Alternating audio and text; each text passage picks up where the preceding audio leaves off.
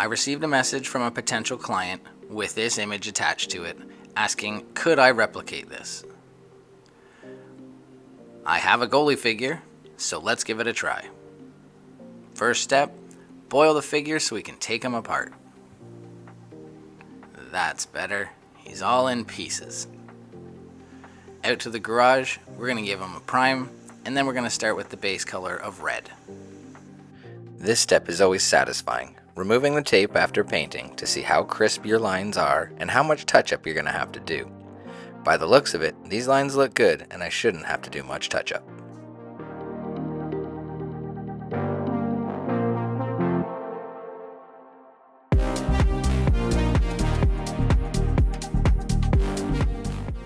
These lines look good too.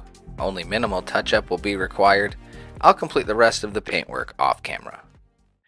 My next challenge for this figure is recreating the pads. For this, I'm going to use my reference photo, and I'm going to hop onto the computer program and start tracing over the pad graphic to create a vector I can use as a decal.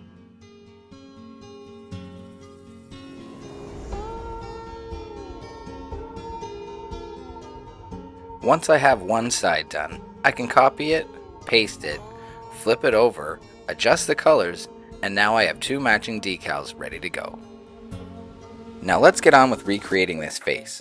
Most Funko Pops have two solid black eyes, but this one has a wink. My client wanted to keep it original to the concept art, so let's create that eye.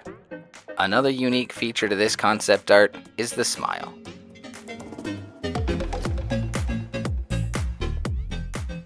I also have to create the eyebrows, and the same as I did with the goalie pads, once I have one eyebrow, I can copy it, paste it, flip it over, and voila, two matching eyebrows. Now that the front of the pads looks good, and the face does too, I can move on to the blocker decal. The blocker offers a challenge because the reference for it is not square. So for this I had to select the blocker, copy and paste it, then draw a rectangle shape and skew my copied blocker image to fit that rectangle. The main objective is to get this image as close as possible to the correct shape. Then when I test fit the decals, I'll make the final adjustments.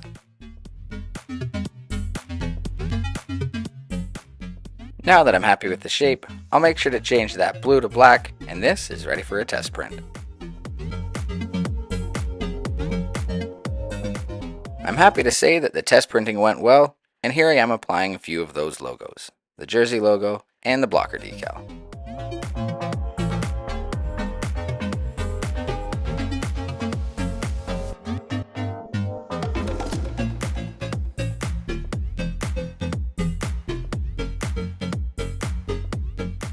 Last thing I need to do for this custom Funko Pop is get the head prepped. For this, I'll use acetone and remove the eye and the eyebrows. I'll also go along the hairline and remove the paint from it, so that when I repaint the hair and remove the mask, none of the old paint is underneath it. This makes for very clean and professional finish. It's all masked up and ready for paint. And you'll see here, now that the hair color is changed and the tape is removed, there is none of that old brown hair between the face and the new hair color. Now let's get the rest of these decals put on.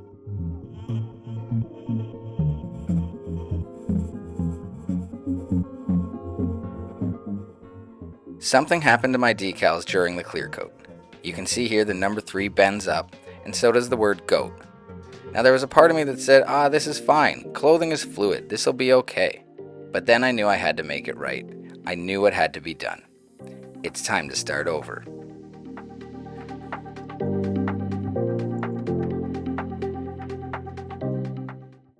And after a day of painting over the old decals with the red, another day to put the new decals on and blend them and clear coat them, we're back to perfect.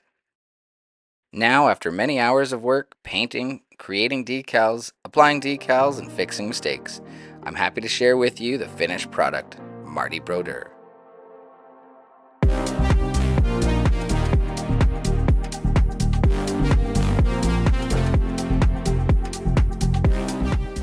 And of course, no custom Funko Pop would be complete without a custom-made box.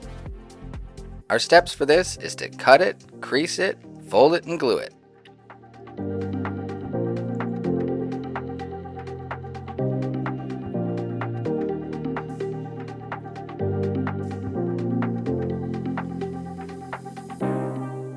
With these steps complete, it's time to add the window.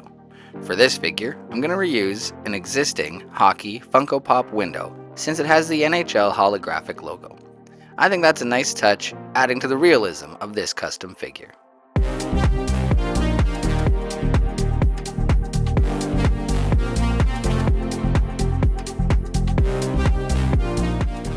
And there it is, all complete. A custom figure in its custom box looking glorious. So tell me what you think.